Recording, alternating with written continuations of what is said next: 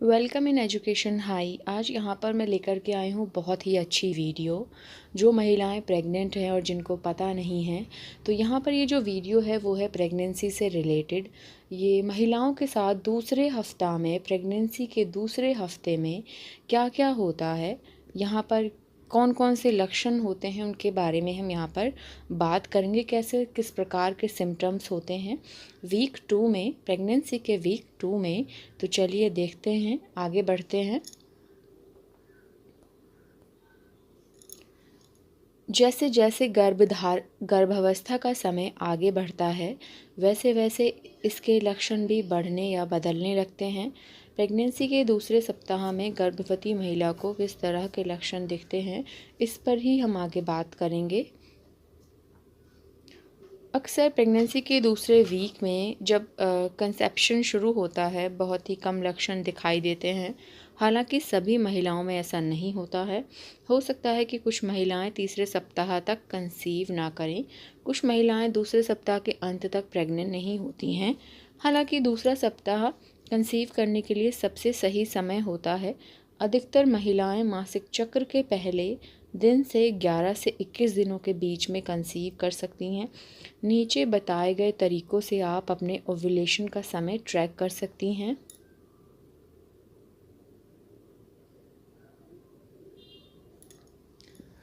आप कैसे ट्रैक कर सकती हैं ओव्यूलेशन टाइम? आप अपनी जो पूरी मंथली साइकिल होती है, पीरियड की जो साइकिल है, आप उसको कैलकुलेट कर सकती हैं। कितने दिन की है? 30 दिन की है तो आप उसको 2 से डिवाइड कर दें तो हाफ दिन आएंगे, आधे दिन आएंगे।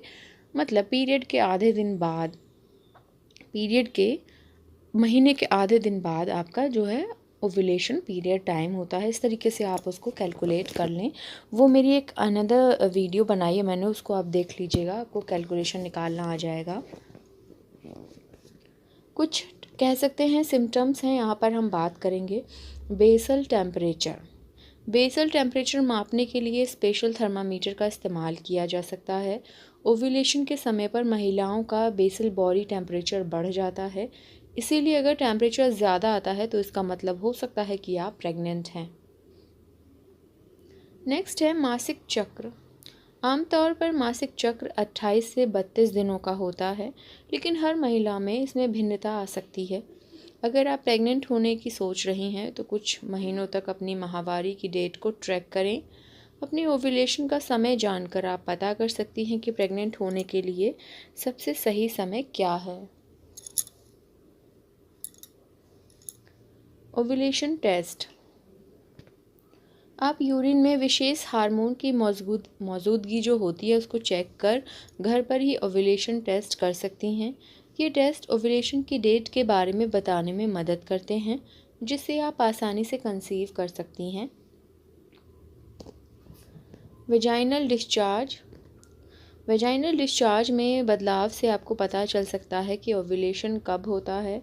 ओव्यूलेशन के दौरान वेजाइनल डिस्चार्ज चिपचिपा और साफ आता है। ओव्यूलेशन के बाद डिस्चार्ज झागदार हो जाता है। कुछ महिलाओं को ओव्यूलेशन के दौरान और इससे पहले यौन इच्छा महसूस होती है। आपको हल्की स्पॉटिंग, ब्रेस्ट छूने पर दर्द, गर्भाशय ग्रीवा में बदलाव और सूंघने की क्षमता बेहतर महसूस हो सकती है।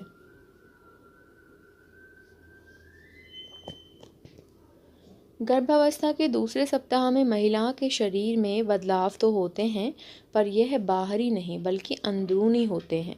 दूसरे हफ्ते के दौरान तो पता ही नहीं चल पाता कि महिला प्रेग्नेंट है या नहीं है। ये हैं कुछ लक्षण जिनसे जाना जा सकता है कि आप प्रेग्नेंट हैं या नहीं हैं। दूसरे सप्ताह में महिला के पेट में भ्रूण जीवन की शुरुआत हो जाती है। गर्भवती के पेट और हाथ पैरों में ऐंठन शुरू हो जाती है। हर समय थकान महसूस होने लगती है। बच्चेदानी का आकार बढ़ने से मूत्र थैली पर दबाव पड़ता है। इससे बार बार पेशाब जाने की इच्छा पैदा होती है। हाथ पैरों में सूजन और बुखार बने रहना भी गर्भवती होने के लक्षणों में नंबर कह सकते हैं प्रमुख है ये चीज़। अब हम यहाँ पे देखेंगे गर्भावस्था के दूसरे सप्ताह के कुछ लक्षण भी होते हैं, जिन पर हम यहाँ पर बात करेंगे।